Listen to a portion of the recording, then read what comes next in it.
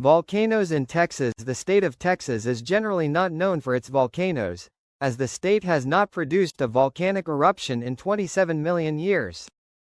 In fact, the last volcano to produce such an eruption was Three Dike Hill, which lies in Big Bend National Park.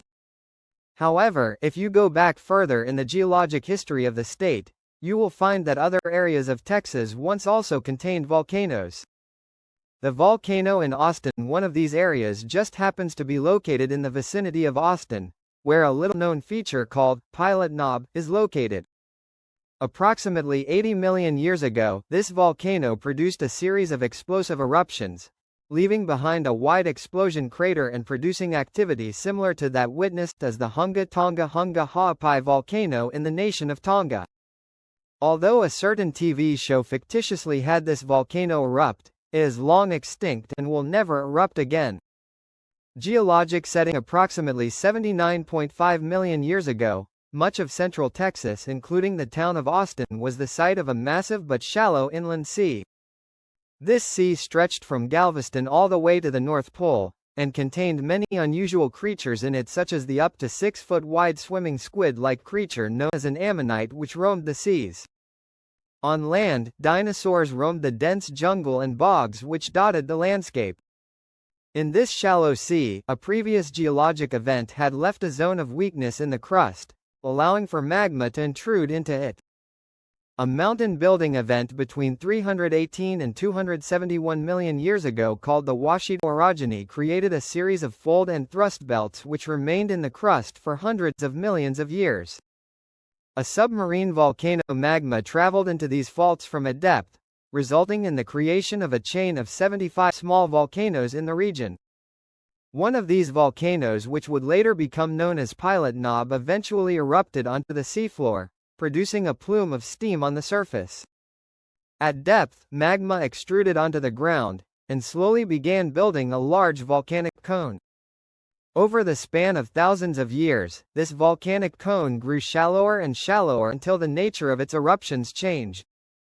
During one subsequent eruption, the superheated lava caused a section of overlying water to flash to steam and explode. This created a 400-foot deep and 1,500-foot wide crater, and deposited debris in a ring-shaped fan.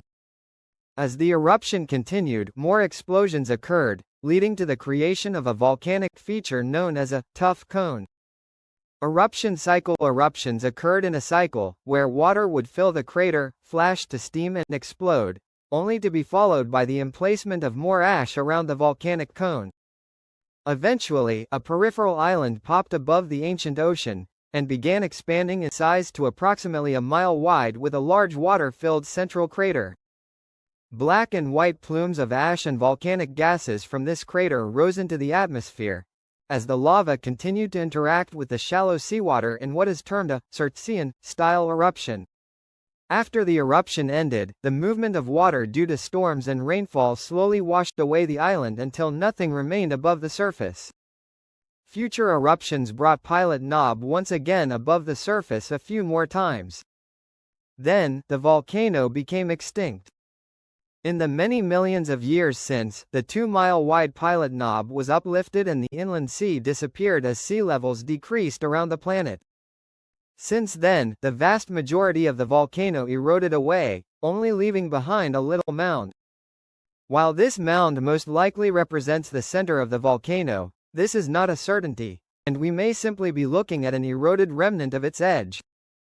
Regardless, the ash which was deposited during this volcano's formation today provides for excellent quality soil rich in nutrients, which has allowed for farmers to prosper in the area.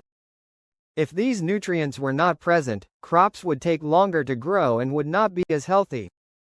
This basaltic volcano will never erupt again, but is an excellent example of a primarily conclusion submarine volcano during a different period of the planet's history. I hope that you enjoyed this video. If you would like to request a specific topic, please leave a comment below. Additionally, I would like to thank my new patron known as Dai for supporting this channel.